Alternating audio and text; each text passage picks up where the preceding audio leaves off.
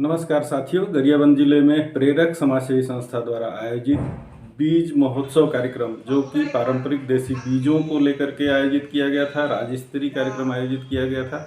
और उस कार्यक्रम में जो जंगल में अनकल्टिवेटेड फूड जिसे हम बोलते हैं, कि जो जंगलों में कंदा है, बहुत सारे जिनका सेवन जो वहाँ के रहने वाले आदिवासी समुदाय और जनजातियाँ करती हैं, उन सारे चीज़ों की प्रदर्शनी और जो पारंपरिक फूड है जो धीरे धीरे विलुप्त होते चले जा रहे हैं, जिसमें मड़िया है, कोदो है, कुटकी है, मेजरी है, सावा है, बहुत सारे ऐसे पारंपरिक बीज हैं जो कम पानी में, पहाड़ों पे कम खर्चे में जिनका उत्पादन हो जाता था, वो धीरे धीरे विलुप्त होते चले जा रहे हैं। उन सारे चीज़ों को संरक्षित करने के लिए, उन्हें बढ़ावा देने के लिए संस्था काम कर रही है। और उसी के एक दूसरे के अनुभवों को आदान प्रदान करने के लिए 16-17 तारीख को ये बीज महोत्सव का आयोजन किया गया था, जिसमें बहुत सारे बीजों की प्रदर्शनी की गई। उन सारे चीज़ों को बढ़ावा देने के लिए एक दूसरे के अनुभवों को आदान प्रदान किया गया। इसमें बहुत सारे जनप्रतिनिधि भी शामिल हुए और संस्था के लोग शामिल हुए। छत्तीसगढ़ के जो विशेष संरक्षित जनजाति है 5, जो उसमें से 4 जनजातियाँ और जो छत्तीसगढ़ की 2 जनजातियाँ पंडो और भुजिया हैं, वो भी उसमें शामिल हुए। जो 4 जनजातियाँ और शामिल हुई उसमें बैगा थे, पहाड़ी कोरवा थे, बिरहोर थे और कमार जनजाति के लोग शामिल हुए। और उन्होंने अपने पुराने अनुभवों को भी रखा और जो अभी खेती को बढ़ावा देने के लिए फिर से उसका उत्पादन जो शुरू किए हैं, उन अनुभवों को भी रखा। आपस में उसके फायदे को लेकर के भी चर्चा किए। सरकार भी इस दिशा में प्रयास कर रही है। उन सरकार की योजनाओं के बारे में भी वहाँ पे जानकारी दी गई कि किस तरीके सरकार पारंपरिक खेती को बढ़ावा दे रही है और उसमें किस तरीके की सहायता दे रही है।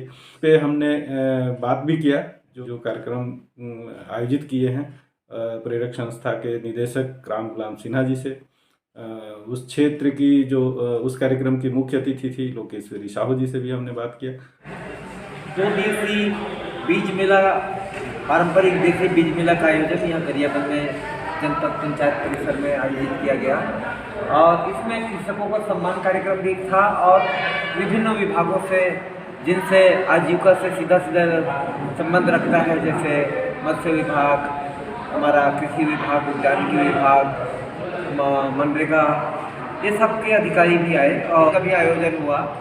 और ये जो हमारा एक प्रयास है कि छत्तीसगढ़ में बहुत सारे लोग देसी पारंपरिक जो बीज बचे हुए हैं, जो विलुप्त हुआ तो हो गए, लेकिन जो आज बचे हुए उसको बचाने के लिए, आने वाली पीढ़ियों के लिए एक धरोहर के रूप में रखने के लिए, या फिर एक खेती के तरीके में बदलाव ला करके जो हमारा रासायनिक खेती हो रहा है उसको प्राकृतिक खेती या कहें कि जैविक खेती में बदलने के लिए एक मुहिम चल रहा है, सरकारी तौर पर भी और किसानों के तौर पर भी। उस मुहिम में एक बहुत ही जरूरी जो घटक है वो है बीज। यदि बीज आप सरकारी लगाते हैं और पद्धति आप देसी करते हैं तो मामला गड़बड़ होता है। इसीलिए देसी खेती करना है, प्राकृतिक खेती करना है, तो उसके लिए हमारा देसी बीज बहुत उपयुक्त है।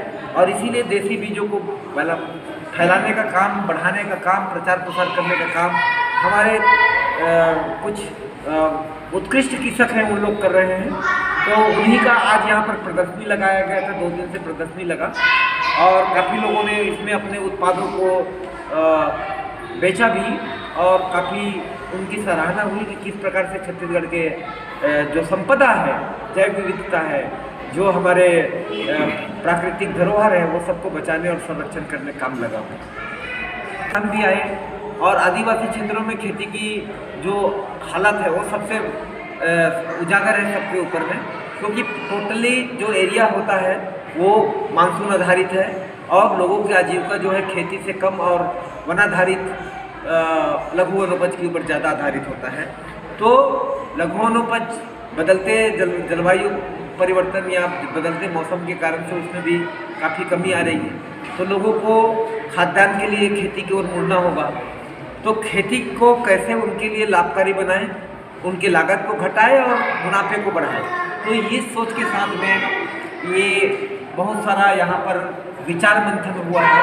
हर प्रकार के किसान आए थे और आज यहाँ पर जो हमारे विशेष पिछड़ी जनजाति है, छत्तीसगढ़ के 5 विशेष पिछड़ी जनजाति बैगा, बिरहोर, पहाड़ी कोरबा, कमार और अबुझमाड़िया, उसमें से 4 जनजाति यहाँ पर उपस्थित हुए।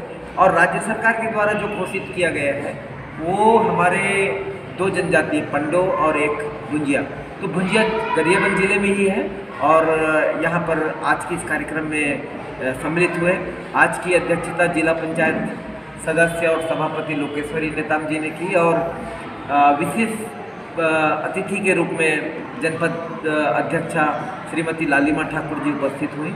सभी लोगों ने आदिवासियों के जो आजीविका है, उसकी संस्कृति है, परंपरा है और उनके लिए जो सरकारी योजनाएं हैं और उन योजनाओं का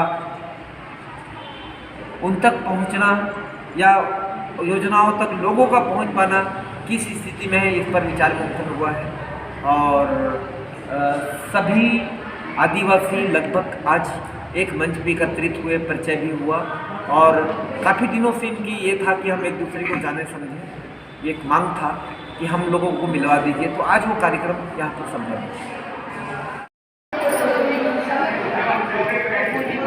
ये हमारे वनांचल में मिलने वाले मतलब जंगल के औषधि हैं।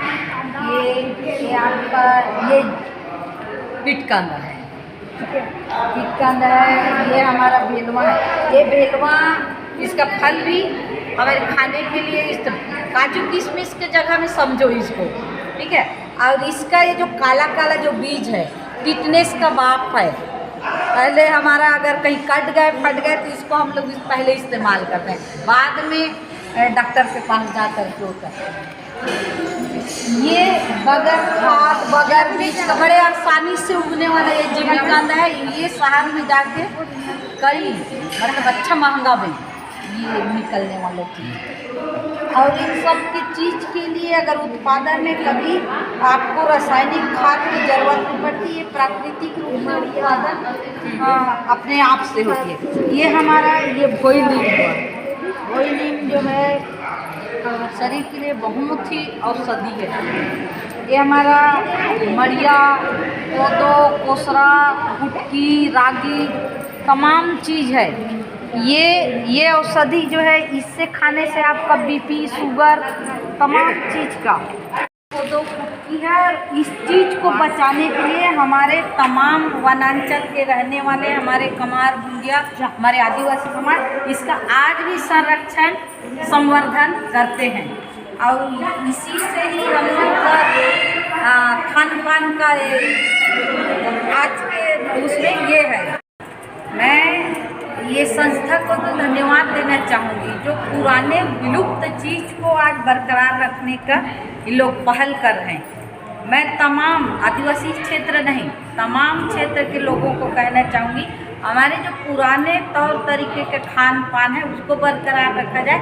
पहले हमारे 5 बच्चे 6 बच्चे भी पैदा करते थे, हमारे माताएं घर में ही करती थी और उनका खान पान यही है शुद्ध रूप से। उनको न कभी प्रसव के दौरान मृत्यु वाला मामला नहीं था, न उनके अंदर बीपी था, न शुगर था, न कुछ भी था।